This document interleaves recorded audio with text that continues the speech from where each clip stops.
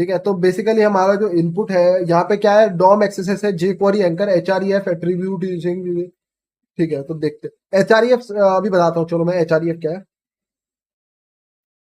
तो जैसे इमेज के साथ एसआरसी आता है ना, इमेज के साथ एसआरसी आता है जैसे यहाँ पे, जिसमें आप यूआरएल बता सकते हो कि इमेज को कहाँ से लोड करना है, https://google.com/image.png। आप ये यहाँ पे दे सकते हो कि कहाँ से इमेज को लोड करना है, आप यहाँ पे यूआरएल वगैरह दे सकते हो। वैसे ही एंकर टैग होता है, एंकर टैग,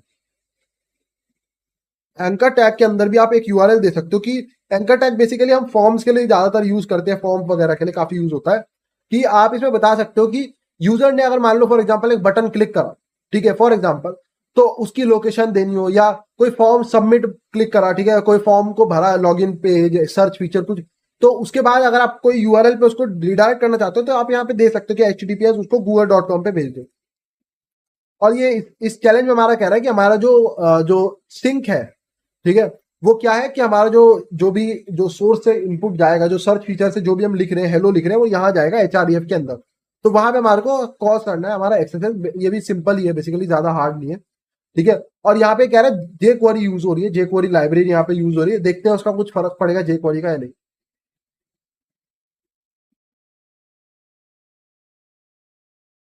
सबमिट फीडबैक कहाँ है, सबमिट फीडबैक, ये तुम्हारे को कल ट्राई करके आना है जय पटेल की, भैया ये काम क्यों नहीं करा, शायद स्पैन को क्लोज करने से काम करेगा, ये पता करके आओ कि ऐसा क्यों हुआ, सब पता करके आओ। नेम, नेम में हेलो, ईमेल में tce@tce.com, सब्जेक्ट के अंदर सब्जेक्ट देते हैं, और मैसेज में हम देंगे यहाँ पे अपना पेलोड, और लेट से पहले हेलो दे के देखते हैं।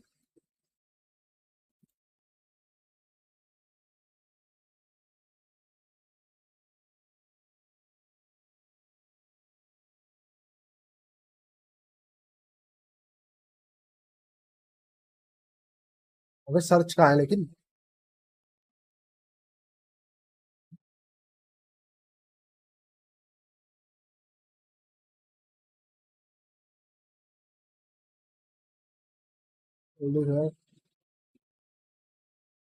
डॉक्यूमेंट डॉट कुकी करना है,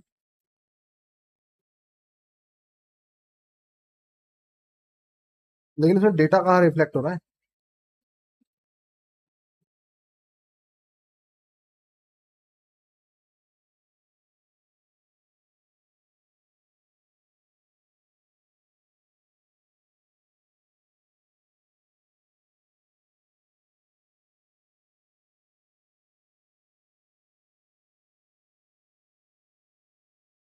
इसमें लग रहा है क्योंकि क्योंकि उसने बोला है कि बैक लिंक, यानी कि पिछला लिंक, तो यहाँ पे लिखा है रिटर्न पाथ, कहाँ पे पीछे जाना है, हेलो पे। अब देखते हैं, हेलो रिफ्लेक्ट हो रहा है, मेरे को लग रहा है सबमिट फीडबैक में इसमें होगा, कंट्रोल एफ हेलो।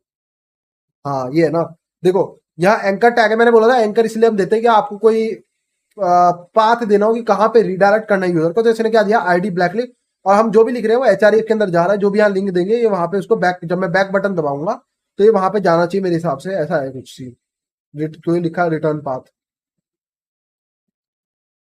कोई फर्क पड़ नहीं रहा, बट ठीक है, हमारे को पता चल गया कि हमारा इनपुट जो है यहाँ पे, जो भी हम लिख रहे हैं वो बेसिकली यहाँ पे, अब देखो यहाँ कोई ऐसा रिफ्लेक्शन नहीं, इसे हम क्या कहते हैं, ये जो रिफ्लेक्शन है ये सोर्स कोड में रिफ्लेक्शन है, ये आपको यहाँ पे डायरेक्ट वेब पेज में रिफ्लेक्शन कहीं पे भी नहीं है इसका, इसका जो रिफ्लेक्शन है वेब पेज में नहीं है लेकिन सोर्स के अंदर है। तो हमेशा जब भी आप रिफ्लेक्शन चेक करो ना, ये एक अच्छी प्रैक्टिस होती है, जब भी आप यहाँ पे इनपुट डालो, कोई भी इनपुट डालो, तो हमेशा व्यू पेज सोर्स करो, और व्यू पेज सोर्स करने के बाद अपना जो चीज है वो सर्च करो, क्योंकि कई बार आपका जो इनपुट होता है वो यहाँ वेब पेज पे नहीं दिख रहा होता, लेकिन आपको यहाँ पे जब आप सोर्स कोड देखते हो, सोर्स कोड में वो कहीं ना कहीं दिख रहा होता है, जैसे हमारे को यहाँ पे अभी दिखा, एंकर टैग में हम जो भी डाल रहे हैं वो हमारे को यहाँ पे दिख रहा है, तो यहाँ पे हेलो डाला है, इसको एंटर मारते हैं।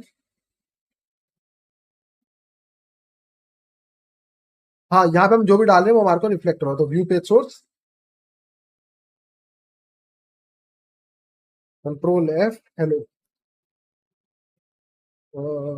हेलो इसमें तो दिख नहीं रहा है, व्यू पेज सोर्स में तो बेकार है, इंस्पेक्ट एलिमेंट में ही देखना पड़ेगा, कंट्रोल एफ हेलो। हाँ वहां पे नहीं दिखा रहा है वो, मे बी डॉम की वजह से, कि डॉम जो है वो लोड कर रहा है, उसको प्रोसेस कर रहा है, तो इंस्पेक्ट एलिमेंट में डॉम लोड हो रहा है, लेकिन वो वहां नहीं लोड हो रहा व्यू पेज सोर्स में। अब देखो एचआरईएफ का ना एक अच्छा फंक्शन में बता दूं तुम्हारे को, एचआरईएफ का एचआरईएफ जो है वो डायरेक्टली देखो, एचआरईएफ में आप में कोई यूआरएल दे सकते हो। किस टाइप की यूआरएल, यूआरएल कैसी होती है, https google.com दे सकते हो, ठीक है, या आप HTTP दे सकते हो, या आप फाइल भी दे सकते हो, ट्राई कर सकते हो, मुझे पता नहीं फाइल काम करता है, इस टाइप की यूआरएल्स होती है। वैसे ही इसमें एक और टाइप की यूआरएल स्कीम काम करती है। इसमें एक और टाइप की यूआरएल का आप यूआरएल तो नहीं, मतलब एक टाइप के और प्रोटोकॉल दे सकते हैं, जैसे HTTPS प्रोटोकॉल से इसमें एक और प्रोटोकॉल काम करता है बहुत बढ़िया, जावास्क्रिप्ट प्रोटोकॉल। तो इसमें आप ऐसे दे सकते हो जावास्क्रिप्ट कोलन, और उसके आगे आप जो भी जावास्क्रिप्ट का कोड लिखोगे एचआरईएफ वो परफॉर्म करेगा, ठीक है। तो यहाँ पे आप दे दिया जैसे alert1, तो ये उसको रन कर सकता है, तो एचआरईएफ में जाएगा। और एचआरईएफ में कैसा हो जाएगा, इसको एडिट करके अगर हम देखें तो एचआरईएफ यहाँ पे ऐसा लिखा है जावास्क्रिप्ट कोलन alert1। और जब एचआरईएफ जो होता है ऐसे पढ़ता है ना, एचआरईएफ पढ़ता है कि आगे लिखा है जावास्क्रिप्ट वर्ड उसके बाद कोलन, तो उसका मतलब समझ जाता है कि मेरे को किसी यूआरएल को कुछ नहीं करना, मेरे को एक्चुअली में जावास्क्रिप्ट के कोड को प्रोसेस करना है। और ये प्रोसेस क्या करना है, alert1। बेसिकली ये यूज किस लिए होता है कि डेवलपर्स इसका तब यूज करते हैं, कोई फॉर्म सबमिट करना है। तो मैं चाहता हूं कि जो फॉर्म है, लेट्स से एक फॉर्म है log in user name password, तो उस फॉर्म को सबमिट करने से पहले मैं चाहता हूं कि एक फंक्शन में कॉल करूं, और मैं चाहता हूं पहले वो कॉल हो। तो जैसे ही यूजर जो है सबमिट बटन पे क्लिक करेगा कि मेरे यूजर ने पासवर्ड को सबमिट कर दो, तो पहले हो जाएगा वैलिडेट इनपुट फंक्शन पे। वैलिडेट इनपुट फंक्शन चेक करेगा कि यूजर नेम और पासवर्ड में कोई भी स्पेशल कैरेक्टर नहीं होने चाहिए, उसकी लेंथ इतनी होनी चाहिए। जब वो चेक हो जाए फिर वो उसको रिडायरेक्ट करेगा यूआरएल पे। तो ये बेसिकली यहाँ पे इसलिए डेवलपर्स इसका यूज करते हैं कि डायरेक्टली वो एक फंक्शन दे सकते हैं in the HREF tag instead of just a simple URL. वो ये सब अगर क्लाइंट साइड पे ये सब काम करना चाहते हैं वैलिडेशन, क्लाइंट साइड पे वैलिडेशन कभी नहीं करनी चाहिए, एक अच्छी प्रैक्टिस नहीं है, क्योंकि वो बाईपास करी जा सकती है। लेकिन अगर फिर भी वो बैकएंड पे भी करना चाहते हो और क्लाइंट साइड पे, आप दोनों जगह करना चाहते हो, बहुत अच्छी बात है। तो आप ऐसे एक फंक्शन दे सकते हो और वो फंक्शन वैलिडेट करेगा और फिर अपने आप रिडायरेक्ट कर देगा।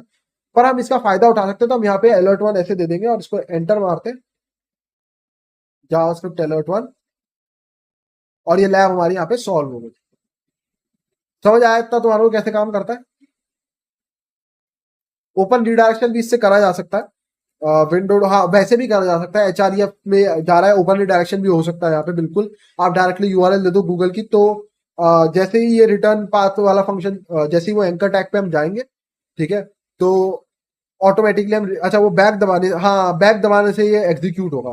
तो अगर मैं यहाँ google.com दूंगा फॉर एग्जाम्पल, तो यहाँ ओपन रिडायरेक्शन हो जाएगा। देखो google.com दिया मैंने यहाँ पे, अब जैसे ही मैं बैक दबाऊंगा, ये बैक दबाया, मैं google.com पे रिडायरेक्ट हो जाऊंगा, ये ओपन रिडायरेक्शन में कन्वर्ट हो गया। ये भी करा जा सकता है, ठीक है। और जो हमने alert1 वाला दिया था वो भी यहाँ पे पॉसिबल है। ये alert1 वाला दिया, और जैसे ही मैं बैक के बटन पे दबाऊंगा, हमारा जो alert1 है वो कॉल हो जाएगा। समझ आया इतना?